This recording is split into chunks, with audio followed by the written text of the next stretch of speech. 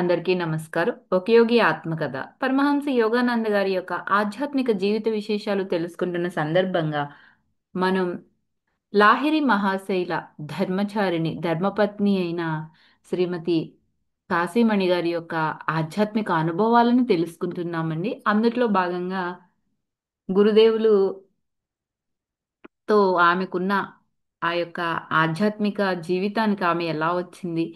ఆమె చేసిన ఆయన పట్ల తప్పులు ఆమెకు ఎలాగా ఆహ్, లెసన్స్ అనేవి నేర్పినియి అన్న విషయాలన్నీ ఆవిడ చెప్పింది. ఎందుకంటే గురుదేవులు మనం ఆధ్యాత్మిక జీవితానికి వెళ్ళినప్పుడు ఇహపర విషయాల గురించి మనం ఆలోచించకూడదు. మనము భూమి మీద ఉన్న ఈ సంపత్తి కాకుండా దివ్య సంపత్తిని అన్వేషించాలని పనికిమాలిన ముచ్చి బంగారాన్ని కాదు అని మేలిమి బంగారాన్ని మనం ఆ నిధిని సమకూర్చుకోవాలని తెలుసుకున్నాము. ఆయన చెప్పినట్టే ఆయన ఆధ్యాత్మిక సంతానంలో ఒకడు వీళ్ళ కుటుంబ పోషణ కోసం కొంత డబ్బును కూడా సమకూరుస్తాడు. కాశీమణి గారు అద్భుతమైన తమ అనుభవాలు పరమహంస గారికి చెప్పినందుకు ధన్యవాదాలు తెలియచేశారని.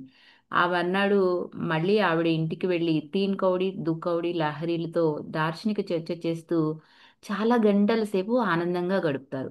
సాధు స్వభావులైన వీరిద్దరూ భారతదేశపు మహాయోగులైన లాహిరి మహాశైల పుత్రులు. ఎవరు? తిన్ కౌడి, దు కౌడి. వీరి తండ్రి గారి ఆదర్శాల అడుగుజాడల్లోనే వాళ్ళిద్దరూ కూడా నడిచారండి. వీళ్ళిద్దరిది ఎలా ఉంటారంటే పసిమి ఛాయ రంగులో ఎత్తుగా దృఢకాయలుగా బవిరిగడ్డాలు గల మృదు స్వరాలు కలిగిన వారన్నమాట. ఆచార విచారాల్లో పాతకాల పద్ధతులే కనిపిస్తూ ఉంటాయి. లాహిరి మహాశైలు భార్య ఒక్కరే, ఆయనకేమీ శిష్యురాలు కాదండి. పరమహంస గారి యొక్క అమ్మతో సహా ఇంకా కొన్ని వందల మంది ఉన్నారు. ఒకసారి ఒక శిష్యురాలు ఆయనతో ఒక ఫోటో కావాలని గురువు గారిని అడుగుతుందండి. అప్పుడు ఆవిడకు ఒక కాపీ ఇస్తూ ఆయన ఇలా అంటారు, దీన్ని నువ్వు రక్షణగా తలిస్తే రక్షగానే ఉంటుంది, లేకపోతే ఇది ఉత్తి బొమ్మే అని. ఆ తర్వాత కొన్నాళ్ళకి ఆవిడ లాహిరి మహాశైల కోడలు కలిసి భగవద్గీత చదువుతూ ఉండటం జరుగుతూ ఉండేదండి. భగవద్గీత చదివాక వాళ్ళిద్దరూ కూడా బల్ల మీద పెట్టారు. పెట్టి వాళ్ళ యొక్క అక్కడ కూర్చుని ఉన్నారనమాట వాళ్ళిద్దరును. బల్ల వెనకాల గురువుగారి ఫోటో గోడకి అక్కడ వేలాడుతూ ఉంది. ఇంతలో మహా ప్రచండమైన ఉరుములు మెరుపులతో గాలి బోన మొదలైంది. పిడుగులు పడతాయి. లాహిరి మహాశయ మమ్మల్ని రక్షించండి అంటూ ఆ ఆడవాళ్ళిద్దరూ పటం ముందు తలవాల్చి మొక్కుతారు. బల్ల మీదనున్న ఆ పుస్తకం మీద పిడుగు వచ్చి పడుతుందండి. కానీ భక్తురాళ్ళిద్దరూ కూడా చెక్కు చెదరలేదు. మలమల మార్చి ఆ వేడి నుంచి కాపాడడానికి వే ఆ యొక్క శిష్యురాలు నా చుట్టూ కూడా మంచు తుప్పటి చుట్టినట్టు అనిపించింది అని చెప్పిందండి. ఆవిడ ఎక్స్పీరియన్స్ అది. అభయ అనే శిష్యురాల విషయంలో కూడా లాహిరి మహాశయులు రెండు అలౌకిక అద్భుతాలు చేశారు. ఒకరోజు ఆవిడ భర్త ఆ, ఆయన కలకత్తాలో లాయర్ అనమాట. కలిసి గురువుగారి దర్శనం కోసం ఒకనాడు కాశీకి బయలుదేరతారు. రోడ్డు మీద రద్దీ ఎక్కువగా ఉండడం వల్ల వాళ్ళ బండి ఆలస్యం అవుతుంది. వాళ్ళు కలకత్తాలో హౌరా మెయిన్ స్టేషన్కి చేరేసరికి కాశీకి వెళ్ళే రైలు బయలుదేరడానికి ఏమో సిద్ధంగా కోతి వేసేస్తుంది. వీళ్ళు టికెట్ ఆఫీస్ దగ్గర అభయ ప్రశాంతంగా నించుని ఉంటుందండి. లాహిరి మహాశయ, ఈ రైలు ఆపమని మిమ్మల్ని వేడుకుంటున్నాను అంటూ నిశ్శబ్దంగా ప్రార్థిస్తుంది. మమ్మల్ని చూడ్డానికి ఇంకో రోజు ఆలస్యమైతే మిమ్మల్ని కాచుకోవటానికి పడే బాధను ఏదైతే ఉందో అది నేను భరించలేను అని. బుసలు కొడుతున్న ఆ ట్రైనుకు చక్రాలు గిరగిరా తిరుగుతూనే ఉన్నాయి కానీ అది ముందుకు సాగటం లేదు. ఈ చిత్రం చూడటం కోసం ఇంజనీరు ప్రయాణికులు ప్లాట్ఫారం మీదకి దిగారంటండి. ఇందులో ఇంగ్లీష్ రైల్వే గార్డు ఒకడు అభయ వాళ్ళ అన్న చోటికి వచ్చి ఆచారానికి విరుద్ధంగా ఆ గార్డు వాళ్ళకి సహాయం చేయడానికి ముందు వచ్చాడంట. బాబు, డబ్బు నాకు ఇవ్వండి, మీరు రైలు ఎక్కుతూ ఉంటే నేను మీకు టిక్కెట్లు కొని తెస్తాను అన్నాడంటండి. ఆ దంపతులు బండిలో కూర్చుని టిక్కెట్లు ఇలా అందుకున్నారో లేదో బండి మెల్లగా ముందుకు సాగడం మొదలుపెట్టింది. ఇంజనీరు ప్రయాణికులు ఆందోళనగా బండిలోకి ఎగబడి వాళ్ళ స్థానాల్లోకి వచ్చి పడతారు. బండి ఎలా బయలుదేరిందో తెలియకపోవటం అటుంచి అసలు మొదటకి ఎందుకు ఆగిందో కూడా వాళ్ళకి అర్థం కాలేదు, తెలియలేదు. కాశీలో లాహిరి మహాశయులు ఇంటికి చేరి నిశ్శబ్దంగా గురువుగారి ముందు మోకరిల్లి ఆయన పాదాలు పట్టుకోవటానికి ప్రయత్నించింది అభయ. మనసు కుదుటపరుచుకో అభయ అన్నారండి. నన్ను ఇబ్బంది పెట్టడం నీకెంత ఇష్టమో తరువాత బండిలో రాకపోలేదువా అని అడుగుతారనమాట. అభయ చిరస్మరణీయమైన మరో సందర్భంలో లాహిరి మహాశయుల్ని దర్శించింది. ఈసారి ఆయన సహాయం కావాల్సింది ట్రైన్ గురించి కాదు, సంతానం గురించి. నా తొమ్మిదో సంతానం బతికి బట్టకట్టేలాగా మీరు దీవించాలని నా ప్రార్థన. ఎందుకంటే ఆమెకు 8 మంది పిల్లలు పుట్టారు. అందరూ పుట్టగానే జారిపోయారు అంటదండి. గురువుగారు సానుభూతితో చిన్నగా నవ్వుతారు. ఏమనంటే ఈసారి పుట్టబోయే సంతానం బతుకుతుంది. నేను చేసే సూచనలు నువ్వు శ్రద్ధగా పాటించు. నీకు ఆడపిల్ల పుడుతుంది రాత్రిపూట అని చెప్తారండి. తెల్లవారేదేక చమురు దీపం వెలుగుతూ ఉండేలాగా చూసుకో. నిద్రపోతూ దీపాన్ని మాత్రం కొండెక్కనివ్వకు అని ఒక సూచన ఇస్తారు. అభయకుని అలాగే చెప్పినట్టు ఆడపిల్లే పుడుతుంది. రాత్రిపూటే అది కూడా సర్వద్రష్టలైన గురుదేవులు ముందుగా గ్రహించి చెప్పినట్టే ఖచ్చితంగా దీపంలో చమురు నింపుతూ ఉండమని ఆ తల్లి దాదీకి పురమాయించిందండి. ఆడవాళ్ళిద్దరూ కంటికి కునుకు రాకుండా తెల్లారగట్ల దాకా మేలుకుగానే ఉన్నారంట. కానికి చివరికి నిద్రపోయారండి. దీపం కొండెక్కే స్థితికి వచ్చేస్తుంది. మెల్లగా సన్నగా అలల్లాడుతూ ఉంటుంది. ఇంతలో పడగ్గది తలుపు పెద్ద చప్పుడు చేస్తూ గభాలను తెరుచుకుంటుందండి. ఆడవాళ్ళు అదిరిపడి మేల్కొంటారు. ఎదురుగా లాహిరి మహాశైల రూపం చూసి ఆశ్చర్యపోతారండి. అభయ చూడు కొంచెం ఉంటే దీపం కొండెక్కేదే అంటూ ఆయన ఆ దీపం వైపు చూపించేసరికి చమురు పొయ్యటానికి దాది చటుక్కున లేచింది. దీపం మళ్ళీ నిండుగా ఆ వెలిగిన తరువాత ఆ గురుదేవులు అదృశ్యమైపోతారండి. తలుపు మూసుకుంటుంది. కంటికి కనబడే సాధనం ఏదీ లేకుండానే మళ్ళీ గడియ పడిపోతుందండి. ఆయన తొమ్మిదో సంతానం ఆయన దయ వల్ల అభయకి బతికింది. 1935లో పరమహంస గారు వాకప్ చేసేయటానికి ఆమె కులాసాగానే ఉంది.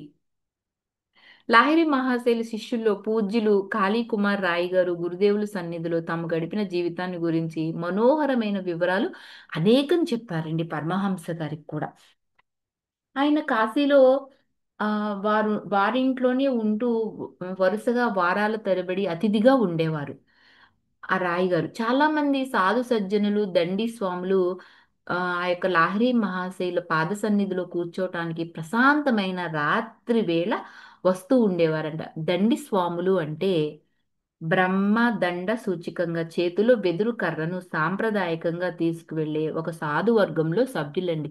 మనం మాస్టర్ శ్రీ ఎం గారి యొక్క జీవిత చరిత్ర తెలుసుకున్నప్పుడు ఆధ్యాత్మిక జీవిత విశేషాలు దండి స్వాముల గురించి మనం అక్కడ కూడా విన్నాం. మనిషిలో వెనుబామును బ్రహ్మదండంగా వాళ్ళు భావిస్తారనమాట. నిద్రాణమైన 7 ఆ యొక్క చక్రాలు ఉన్నాయి కదా కేంద్రాలు, ఆ కేంద్రాలు మేల్కొల్పబడ్డానే భగవంతునికి చేరే నిజమైన మార్గంగా వాళ్ళు పరిగణిస్తారు. వాళ్ళని దండి స్వాములు అంటారనమాట.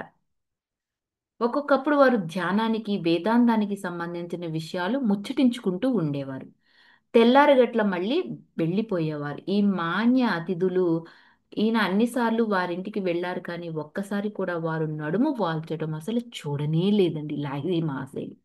గురుదేవుల సాంగత్యం ఏర్పడ్డ తొలి రోజుల్లో ఒకసారి వాళ్ళ యజమాని ప్రతిఘటనను ఈయన ఎదుర్కోవాల్సి వచ్చింది అంటూ రాయ్ గారు చెప్పడం మొదలు పెట్టారంట. ఆయన భౌతికవాదంలో పాతుకుపోయిన మనిషి అంట రాయ్ గారి యొక్క యజమాని. మత పిచ్చిగాళ్ళు నా దగ్గర పని చేయదక్కర్లేదు అంటూ ఆయన ఎగతాళి కూడా చేసేవాడండి. ఎప్పుడైనా నీ దంబాచారి గురువును కలుసుకోవడం జరిగితే ఆయన జ్ఞాపకం ఉంచుకునేలాగా కొన్ని మాటలు చెబుతాను అని అన్నాడంటండి. అసలు ఆ బెదిరింపు ఈయన నిర్ణీత కార్యక్రమాన్ని రాయి గారిని ఆపలేకపోయిందండి. దాదాపు ప్రతి సాయంత్రము వాళ్ళ గురుదేవుల సన్నిధిలోనే గడుపుతూ ఉండేవారంట.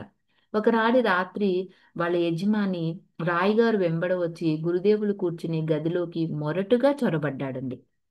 అతను చెబుతున్న నన్న మాటలు అనేసేయడానికే తలపెట్టాడనడంలో అసలు సందేహమే లేదు అని చెప్తున్నారు. అతను కూర్చోగానే లాహిరి మహాశయులు అక్కడున్న సుమారు 12 మంది శిష్యులను చూసి ఇలా అడిగారంట. ఏమని అంటే మీరో బొమ్మ చూస్తారా అని. వీళ్ళు తల ఊపిన తర్వాత వారు గదిని చీకటి చేయమంటారండి. ఒకరు వెనకాల ఒకరు గుండ్రంగా కూర్చుని మీకు ముందున్న వ్యక్తి కళ్ళ మీద చేతులు పెట్టండి అని అంటారు. వాళ్ళ యజమాని కూడా అయిష్టంగానే అయినా గురుదేవుల సూచనల్ని పాటిస్తూ ఉండటం చూసి ఈయనేమి రాయిగారు అయితే ఆశ్చర్యపోలేదు. కొన్ని నిమిషాల తర్వాత వీళ్ళు చూస్తున్నది ఏమిటో చెప్పమన్నారంట. లాహిరి మహాశయులు గురుదేవ అందమైన ఒక స్త్రీ కనిపించింది. ఆవిడ ఎర్రంచు చీర కట్టుకుని ఏనుగు చివి ముక్కు దగ్గర నుంచుని ఉంది అన్న అన్న అన్నారంట రాయిగారు. తక్కిన శిష్యులందరూ కూడా అలాగే వర్ణించారంట. గురుదేవులు రాయిగారు ఒక యజమాని వైపు తిరిగారు. ఆమెను గుర్తుపట్టారా అని. అప్పుడు అతను గుర్తుపట్టానండి అన్నాడంట. అతని స్వభావానికి అలవాటు లేని కొత్త ఉద్రేకాలతో పెనుగులాడుతూ ఉన్నట్టు స్పష్టమైంది. నాకు మంచి భార్య ఉన్నా కూడా ఈ మనిషి కోసం తెలివి తక్కువగా డబ్బు ఖర్చు పెట్టేస్తున్నాను. నేను ఇక్కడికి వేరే ఉద్దేశాలతో వచ్చినందుకు సిగ్గుపడుతున్నాను. నన్ను క్షమించి మీ శిష్యుడిగా స్వీకరిస్తారా అని అడిగారు ఆయన. 6 నెలల పాటు నువ్వు మంచి నైతిక జీవితం గడిపేటట్టయితే నిన్ను శిష్యుడిగా స్వీకరిస్తాను అని మళ్ళీ ఇంకొక మాట కూడా అంటారండి. లేకపోతే నీకు దీక్ష ఇవ్వవలసిన అవసరం రాదు నాకు అని చెప్తారు.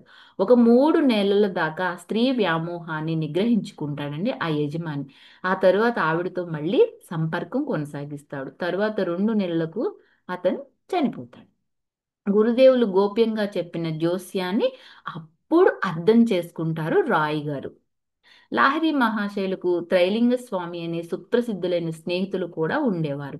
ఆ త్రైలింగ స్వామి గురించి మనం మాస్టర్ శ్రీ ఎం గారి వీడియోలో కూడా తెలుసుకున్నామండి. ఎవరైనా తెలుసుకోవాలి అనుకుంటే చూడని వాళ్ళు ఆ వీడియో కూడా చూడొచ్చు. నా యూట్యూబ్ ఛానల్లో ఉంది. రేపు మిగతాది నేను చెప్తానండి. Thank you for watching.